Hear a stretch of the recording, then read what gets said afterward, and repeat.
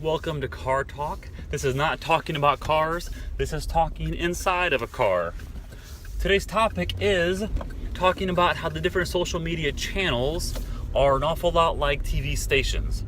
So, most people that watch TV nowadays do it on their own terms. That's no secret. People fast forward over commercials every chance they possibly get.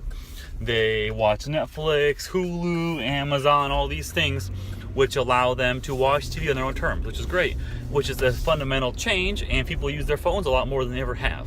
So TV's changing, and phones are becoming what TV really used to be, and TV's becoming what radio used to be. Still around, but it's changing. So the phone is here, but only going to become more here as the next couple of years pass.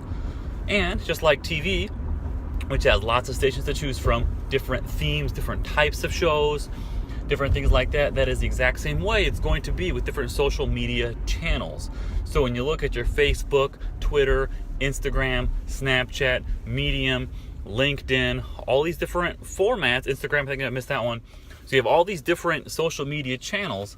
That's going to be an awful lot like TV is right now. In a couple of years, you're going to have different channels with different programming, different types of programming, different attention, different mindsets when you watch it. People watching HGTV are different mindset than they might be if they're watching NBC, just the way it is. So personal branding, whether you're pushing a company, pushing personal branding, pushing whatever it is, it's important to have a presence on every social media channel, even the ones that might not be the big ones. It's important to do that because, one, you don't know which channels are going to succeed and which ones are going to taper off as the years pass, because Myspace was huge, had lots of attention, lots of the world watched it, and then it kind of fizzled out. It's still there, but not like it was. Facebook has gotten huge, Snapchat's come around, Instagram's huge. There's all these things that are coming and going. You don't really ever know the future, but your best bet is to produce content on all of them, because that's kind of like having a show on every channel on TV. It's almost being like Ryan Seacrest, or in every show, on every channel, every TV, every hosting thing.